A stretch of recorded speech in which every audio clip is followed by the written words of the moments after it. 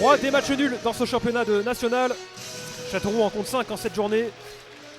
Les Castelroussins reçoivent le SM Caen, descendu de Ligue 2 à l'issue de la saison dernière.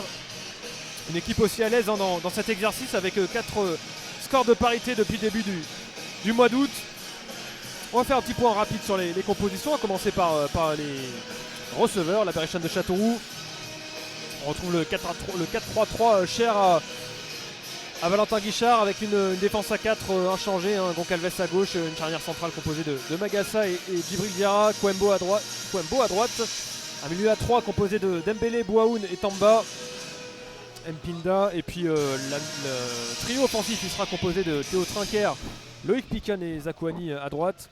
Un petit point maintenant sur le 11 du Stade Malherbe de Caen, réservé par Maxime Dornano qui n'a pas été très, très volubile quand on l'a croisé tout à l'heure sur le terrain.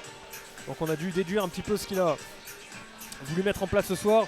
En tout cas on aura une défense à 4 c'est sûr, composée de Maxime Etchouan, Vinicius Gomez, le fils de Chris, l'ancien entraîneur de la Berrichonne de Châteauroux la saison dernière. Didi Gaucho également en défense centrale, et puis Ronny Labonne à droite. Le milieu à 3, un milieu qui devrait être à 3 d'après nos déductions, avec Zoumana Bakbema en pointe basse. Devant on retrouvera Lorenzo Jajo et Yann Mvila.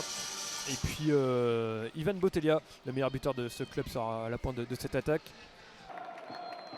Casser la spirale des matchs nuls et retrouver la victoire. La première à domicile pour assurer et pourquoi pas conforter sa place dans la première moitié de tableau. Ce sera tout l'enjeu de ce match entre la Berrichonne de Châteauroux et le Stade Malherbe de Caen. C'est vrai que, attention, on va suivre le coup franc pour le Stade Malherbe de Caen. Le centre sur la droite. Le deuxième poteau avec la tête de Vinicius Gomez, le défenseur central du Stade Malherbe de Caen. Très belle qui marque là son deuxième but de la saison. Ils ont exploité leur supériorité numérique sur le coup franc. Châteauroux a été laxiste sur le coup là, mais le 2 contre 1 a été joué de manière merveilleuse par les Canets, et le centre est de qualité, et le coup de tête, j'en parle pas. C'est parfaitement élevé dans les airs, Vinicius Gomez. Déjà buteur face à Aubagne lors de la première journée. Le milieu arrivé de Rodez en 2024. Rajo ça va être tiré au second poteau. Et Gomez qui est toujours là. Et Bouaoui encore une fois qui récupère avec cette frappe de loin de Vinicius Gomez. Il est dans les bonnes zones, il a marqué, il est là encore. Et comme on dit souvent, après une descente, malheureusement, il y a souvent pas mal de changements. Enfin, c'est le cas dans beaucoup d'équipes, mais alors quand il y a une descente, c'est encore attention avec Mazia, encore une fois, il va centrer sur Lorenzo Rajo. Ça va frôler le montant gauche de Lucas Lavallée. Oh, ils ont eu chaud encore les Castelroussins. Ouais, c'est une bonne action, et puis on connaît Rajo. Rajo, c'est une bonne patte gauche. Je pense que Rajo, ça a sa centaine de matchs de Ligue 2 tranquille. Aujourd'hui, c'est en national, c'est quasiment 200 en Ligue 2. Quasiment 200, ouais, tu vois. Donc, plus de 180. Ouais. Mazier avec Bakbema qui va centrer. Ça va taper la barre transversale de Lucas Lavallée. Encore une énorme action là pour les Canets. Sur les occasions, le 1-0 il est plutôt logique. Par contre, par rapport à la maîtrise du match, il pourrait y avoir plus 2 minimum, quoi. Et c'est la mi-temps ici au stade Gaston Petit. 1-0 pour le stade de Malherbe de Caen face à Châteauroux. Un résultat plutôt logique pour l'instant, Sébastien. C'est ultra logique. Tu connais mon affection pour les gauchers, Yohan, il y en a quelques-uns à Caen, et j'aime bien les équipes avec des gauchers parce que je trouve que dans l'équilibre d'équipe, c'est hyper important. Et voilà justement le gaucher Rajo avec ce ballon qui est passé. Attention avec Bakbema qui va centrer. Ce sera largement au-dessus. Et de sérénité, tranquillité, comme là on le voit avec l'image d'Envila.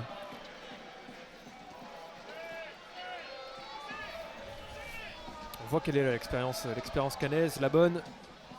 Il va centrer, c'est pour Botelia qui est passé. Bien, et ce sera dans les bras de Lucas Lavallée. Très bon centre et très bonne demande également de Stéafid, je crois qu'il est passé encore avec beaucoup de facilité là devant. Il a du jus, Emric Hamed, il vient de rentrer. C'est vrai qu'il a été suspendu pendant 3 matchs, je pense, Johan aussi. Et je pense qu'il a fin de temps de jeu. Sur avec Trinquer, ce sera trop long peut-être pour Trinquer. Attention, non, il va donner ce ballon pour Loïc Pican, qui marque son deuxième but en 2 matchs. Loïc Pican après Paris 13 la semaine dernière, il récidive et il permet à la Berrichonne de Châteauroux d'égaliser. Un but un peu contre le cours du jeu. Et on voit sur les images un Trinquart qui s'est arraché là pour donner ce ballon au second poteau à Loïc Piquet. Loïc Piquet qu'on avait quasiment pas vu en première mi-temps. Et qui là est là au bon moment. Bien sûr. Lui il n'a pas encore marqué Botella, mais je trouve qu'il pèse vraiment sur la défense Castelroussine, pardon. Bien défendu la prise à 2, bien défendu, attention, lâche pas. Il est passé finalement le joueur canet, il y aura la frappe de Yann Villa. Il a marqué des buts comme ça dans sa carrière. Il a marqué, c'est sûr qu'il a marqué des buts comme ça. Et c'est des buts très compliqués à mettre. Il est la bonne qui va sur les de cette touche.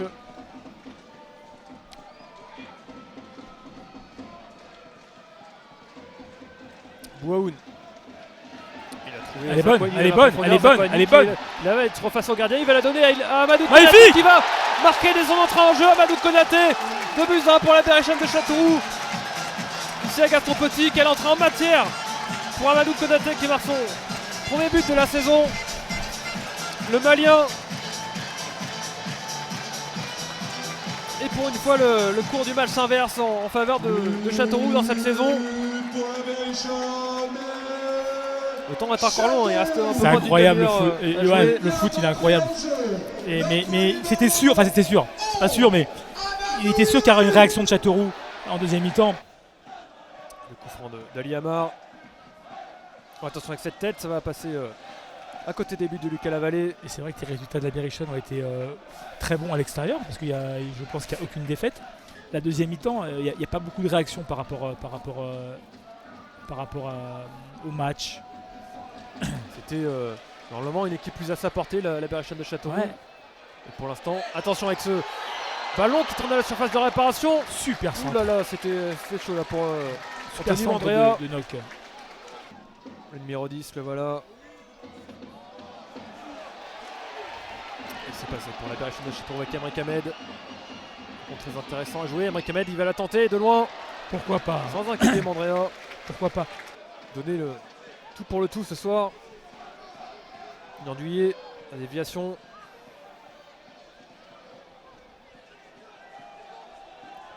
Noiro Doria. Le second poteau pour Nandouillet, la superbe parade de Lucas Lavallée. Oh, il a eu chaud, quel arrêt là de Lucas Lavallée. Est-ce qu'elle a été superbe cette tête de Nandouillet, elle était puissante. Vinicius Gomez. Sur Nandouillet, il va dévier avec un joueur canet, la bonne défense de Coembo. Il y a un penalty qui est sifflé pour le Stade Bellard de Caen dans les tout derniers instants de cette rencontre. Ouh, penalty. Oh là là. Alors il me semble que c'est une main.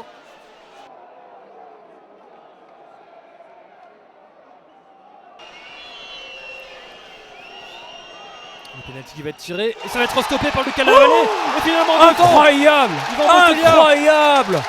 Waouh. Yvan Botella qui manque. Et le pire, c'est la deuxième chance. Wow, il la loupe. Il manque totalement à 4 mètres du but. D'égaliser à son équipe canaise qui a été crédité de pas mal de parades décisives cette saison. Et c'est terminé ici au Stade Gaston Petit où la Berrichonne de Châteauroux s'impose pour la première fois de la saison face à ses supporters. Et on voit évidemment les scènes de Liesse avec ces joueurs qui sont venus là, qui attendaient depuis longtemps cette victoire, cette première à domicile.